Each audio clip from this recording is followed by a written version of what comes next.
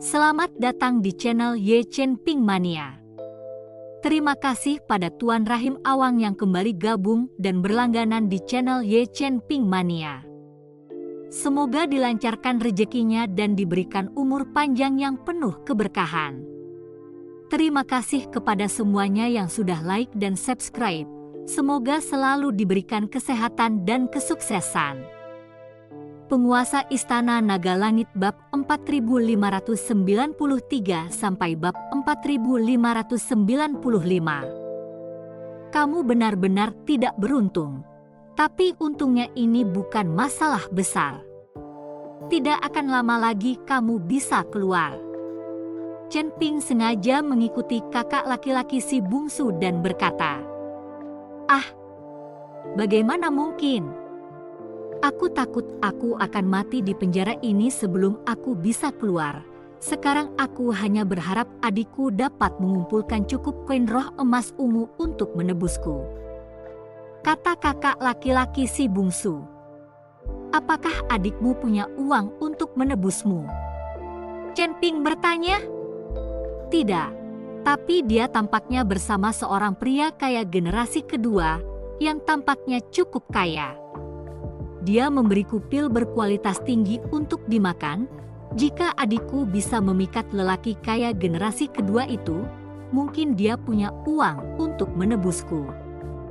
Kakak laki-laki dari adik bungsu sedang berbicara tentang Chen Ping, tapi dia tidak tahu bahwa orang yang sedang mengobrol dengannya saat ini juga adalah Chen Ping. Mendengar ini, Chen Ping langsung tertawa.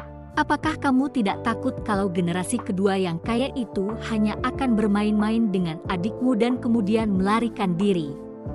Chen Ping sengaja menggoda kakak laki-laki sang adik bungsu. "Menurutku tidak. Meskipun adikku sederhana, dia tidak bodoh. Aku harap lelaki itu tulus padanya. Asalkan adikku baik-baik saja, aku akan merasa tenang meskipun aku tidak bisa ditebus," kata kakak laki-laki si bungsu. Pada saat itu, pintu sel dibuka, dan seorang pria jangkung dengan wajah seperti beruang hitam dibawa masuk. Kakinya diborgol, jadi dia pasti telah melakukan kejahatan serius. Penjaga itu membawa orang itu langsung ke sel saudara laki-laki dari adik perempuan termuda, lalu membuka pintu dan mendorongnya masuk. "Sipir penjara, aku masih di dalam sel ini. Mengapa kau mengatur orang lain untuk masuk? Bukankah banyak sel yang kosong?" Kakak laki-laki dari adik bungsu itu bertanya dengan suara keras kepada penjaga. "Apa yang kau teriakkan? Kau tidak akan menggunakan sel ini dalam waktu dekat, jadi kau bisa memberikannya kepada orang lain." Penjaga itu berkata demikian dan segera pergi. Kakak laki-laki dari adik perempuan termuda itu terkejut dan mengerutkan kening. "Apa maksudmu? Aku tidak akan membutuhkannya segera. Apakah adikku ada di sini untuk menebusku?" Memikirkan hal ini, saudara laki-laki dari adik bungsu itu tiba-tiba tertawa. Wajahnya penuh kegembiraan. Baunya sangat busuk. "Sudah berapa lama kamu tidak mandi? Atau kamu iblis rubah?" Lelaki kekar itu menatap kakak laki-laki si bungsu dan berkata sambil mengerutkan kening. Kakak laki-laki dari adik bungsu memandang laki-laki kekar itu dan merasa takut. Setelah disiksa di sini begitu lama, dan kekuatan spiritual dalam tubuhnya hampir seluruhnya terserap, dia tidak memiliki kekuatan untuk berhadapan dengan pria kuat ini. Meskipun peraturan Beast City melarang perkelahian pribadi, ini adalah penjara dan tidak tunduk pada peraturan ini. Tidak ada yang akan peduli jika ada perkelahian pribadi di penjara. "Pergilah." Lelaki kekar itu mencengkeram kerah baju kakak dari si bungsu dan melemparkannya ke samping. Wah! Kakak laki-laki dari adik bungsu terjatuh dengan keras ke tembok dan merintih kesakitan. "Bagaimana kamu bisa memukul seseorang?" Pada saat ini, suara Chen Ping terdengar. "Siapa kau? Mencampuri urusanku? Kalau kau di sel ini, aku juga akan menghajarmu." Lelaki kekar itu mendengarkan suara dari sebelah dan mendengus dingin.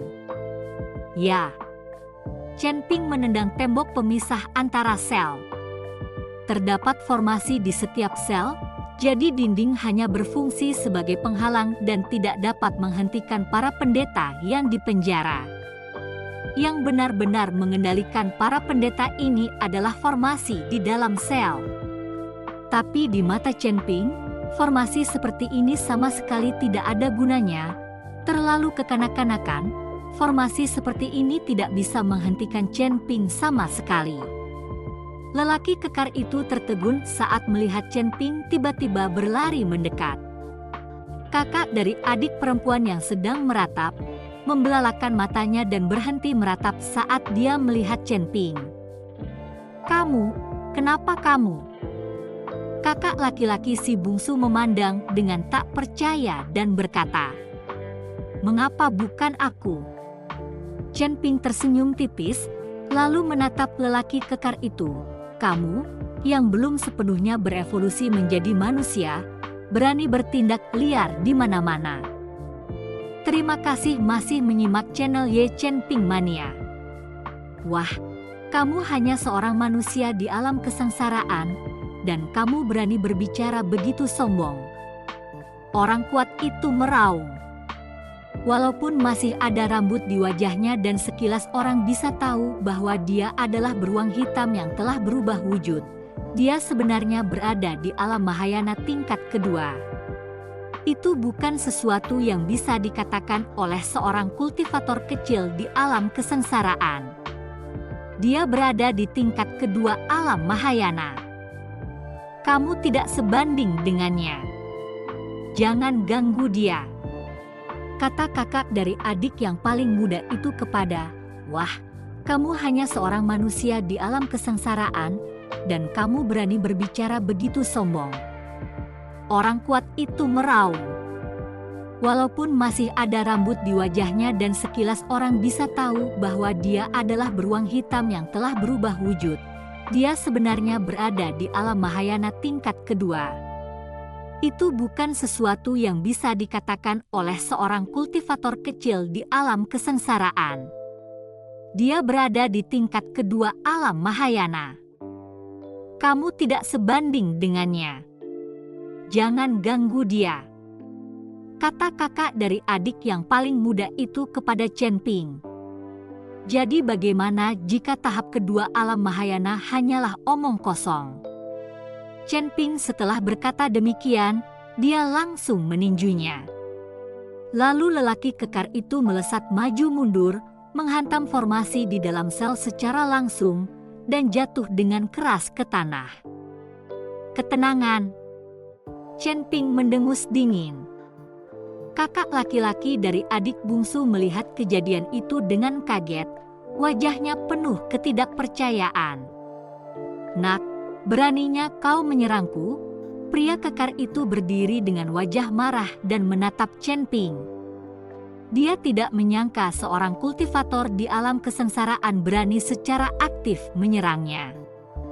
Aku berada pada alam Mahayana tingkat kedua, dan aku tidak sebanding dengan para kultivator di alam kesengsaraan.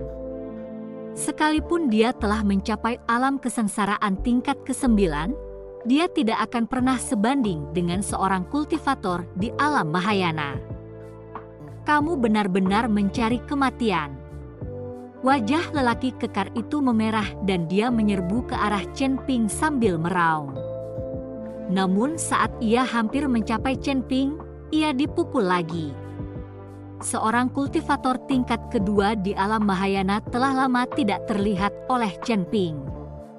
Untuk menghadapi seorang kultivator kelas 2 di alam Mahayana, Anda tidak perlu mengerahkan upaya apapun. Tidak ada bedanya dengan memukul anak kecil. Wah! Lelaki kekar itu menjerit, lalu jatuh terduduk dengan keras ke tanah.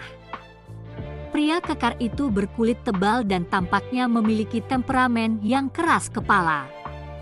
Dia berdiri dan bergegas menuju Chen Ping lagi.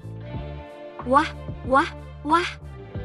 Chen Ping setelah beberapa kali memukul, pria kekar itu akhirnya patuh dan terengah-engah. Karena tidak ada kekuatan spiritual di sini, ia tidak punya cara untuk mengisinya kembali. Jadi setelah beberapa gerakan, pria kekar itu merasa sangat lemah. Di sisi lain, Chen Ping tampak santai, menatap pria kekar itu dan berkata, "Jaga perilakumu, atau aku akan membunuhmu secara langsung." Chen Ping menginjak lelaki kekar itu, matanya penuh penghinaan. Kakak dari adik bungsu tercengang saat melihat pemandangan ini. Dia tidak menyangka bahwa seorang kultivator Mahayana tingkat 2 akan diinjak-injak oleh seorang kultivator alam kesengsaraan tingkat 9, dan itu semudah memukul anak kecil. Kemampuan untuk bertarung melawan lawan yang tingkatnya lebih tinggi bukanlah sesuatu yang dapat dimiliki oleh kultivator biasa. Pada saat ini, saudara laki-laki dari adik bungsu semakin yakin bahwa Chen Ping jelas bukan seorang kultivator biasa, melainkan pasti putra dari keluarga besar. Kalau adikku sama dia, itu sama saja dengan menikah dengan pria lain. Rekan Taois, ampuni nyawaku. Rekan Taois, ampuni nyawaku. Aku mengaku kalah. Orang kuat itu terus memohon belas kasihan. Ketika dihadapkan pada kekuatan yang sangat kuat, orang yang keras kepala pun akan menjadi patuh. Sekarang dia diinjak oleh Chen Ping, dan dia bahkan tidak punya kekuatan untuk bergerak. Selain itu, setiap kali dia bertarung, dia bahkan tidak bisa menyentuh ujung pakaian Chen Ping. Dia sudah tahu celah di antara mereka. Dia tidak punya pilihan selain mengakui kekalahan. Bersikaplah baik mulai sekarang. Chen Ping menendang orang itu dan berkata. Pria kekar itu segera berdiri dan mengangguk berulang kali sambil berkata, "Saya akan jujur, saya akan jujur." Setelah berkata demikian, lelaki kekar itu meringkuk di sudut, tidak berani lagi bersikap sombong.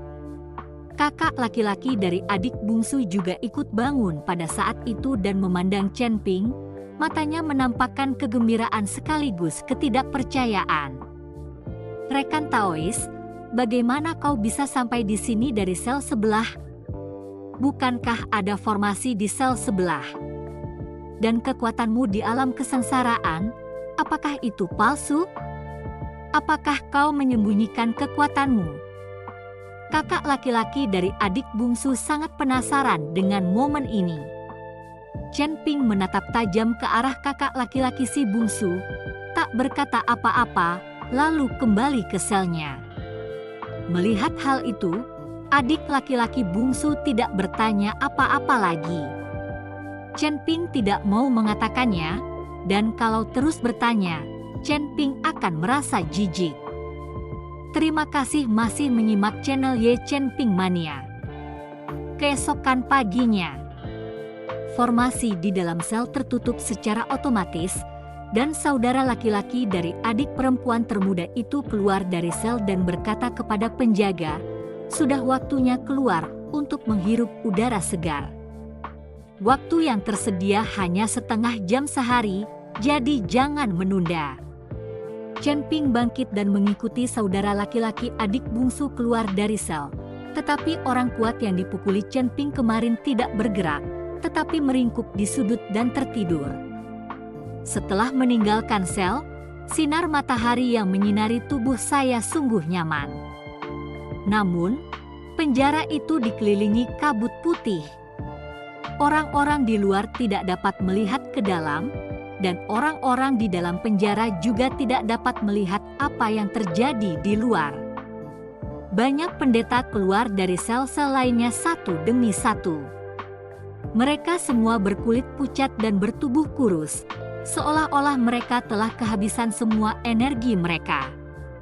Chen Ping setelah mengamati dengan saksama, dia menemukan bahwa ada lebih dari 1.000 tahanan di penjara, tetapi tidak mungkin untuk mengetahui tingkat kultivasi mereka.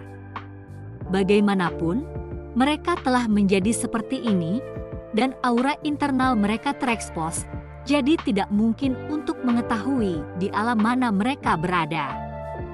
Kekuatan spiritual ribuan biksu diserap dan disimpan.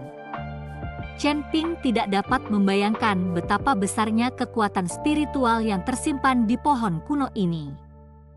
Karena Chen Ping tidak familiar dengan penjara itu, ia pun mengikuti kakak laki-laki dari adik bungsu dan berjalan menuju ke suatu area. Apa yang akan kita lakukan? Chen Ping bertanya kepada kakak laki-lakinya si bungsu. Ayo kita pergi dan pulihkan kekuatan spiritual kita. Saat kita keluar mencari udara segar, hanya ada satu tempat di penjara ini yang memiliki energi spiritual. Kita dapat menyerap energi itu untuk memulihkan kekuatan spiritual kita. Jadi pada saat jam latihan sehari-hari, semua orang akan berkumpul di tempat itu, kata adik laki-laki si bungsu. Kalau dipikir-pikir lagi apa yang dikatakan adik bungsu, bukannya di penjara ini tidak ada energi spiritual, tapi dikendalikan oleh suatu formasi. Sekarang energi spiritual hanya terbuka di satu tempat, dan latihan hanya diperbolehkan selama setengah jam. Tampaknya ini untuk menyerap kekuatan spiritual dalam tubuh para biksu ini dengan lebih baik. Alasan mengapa kekuatan spiritual tidak terbuka sepenuhnya dan para kultivator ini dibiarkan berlatih sementara kekuatan spiritual mereka dihisap, mungkin karena mereka takut beberapa kultivator akan menemukan rahasia penjara setelah menggunakan energi spiritual langit dan bumi untuk berlatih. Chen Ping mengikuti saudara laki-laki adik perempuan bungsu. Dia tiba di suatu tempat seluas puluhan lapangan sepak bola. Tempat itu sudah dipenuhi oleh para pendeta yang dengan rakus menyerap energi spiritual dari surga dan bumi. Kakak laki-laki dari adik bungsu juga menemukan tempat untuk duduk bersila dan mulai berlatih latihan berdiri, menyerap energi spiritual langit dan bumi. Namun, energi spiritual langit dan bumi diserap oleh ribuan orang pada saat yang sama dan menjadi jauh lebih tipis dalam sekejap. Chen Ping juga duduk tegak di tanah, tetapi dia tidak menyerap energi spiritual langit dan bumi untuk berlatih. Sebaliknya, dia mengarahkan pandangannya ke pohon kuno yang menjulang tinggi. Pohon kuno itu menjulang tinggi ke langit, dengan cabang-cabang dan dedaunan yang rimbun, seolah-olah menutupi seluruh penjara. Berhentilah berlatih dan ikutlah denganku untuk melihat pohon kuno itu. Chen Ping menarik kakak laki-laki si bungsu dan berkata, setelah setengah jam, tidak banyak energi spiritual dari langit dan bumi yang dapat diserap, dan dengan begitu banyak kultivator yang menyerapnya dengan gila-gilaan, energi spiritual dari langit dan bumi menjadi sangat tipis. Aku akan memberimu pil. Chen Ping langsung melemparkan pil ke kakak laki-laki adik bungsu. Pil ini dapat membantu kakak bungsu pulih lebih cepat daripada kakak si bungsu dalam menyerap energi spiritual langit dan bumi. Baiklah. Kakak laki-laki si bungsu segera menyimpan pil itu, tetapi saya dapat memberitahu Anda bahwa ada sekelompok binatang buas dari spesies yang tidak diketahui yang tinggal di bawah pohon kuno itu. Kita hanya bisa tinggal jauh dan menonton, kata kakak dari adik yang paling muda itu kepada Chen Ping. Tidak tahu jenis apa itu. Mungkinkah itu monster dari dunia luar? Chen Ping sedikit tertegun. Aku juga tidak tahu. Ngomong-ngomong, aku belum pernah melihatnya di Beast City. Aku tidak tahu apakah itu monster dari dunia luar. Adik laki-laki dari adik bungsu itu menggelengkan kepalanya dan berkata. Kedua orang itu mendekati pohon kuno itu, beberapa ratus meter jauhnya, dan menemukan bahwa batang pohon kuno itu setidaknya setebal 100 meter. Tak heran akar pohon tersebut begitu kusut dan saling terkait hingga menutupi seluruh sel penjara. Setelah berjalan maju 100 meter lagi, saudara laki-laki dari adik bungsu itu berhenti dan tidak berani maju. Dan melihat ada lebih dari selusin biksu duduk di tanah di bawah pohon kuno. Tetapi para biksu ini memiliki penampilan yang berbeda. Sama seperti orang kuat yang memasuki sel kemarin, mereka tampaknya belum berevolusi sepenuhnya, dan wajah mereka masih mempertahankan karakteristik para beasmen. Bersambung.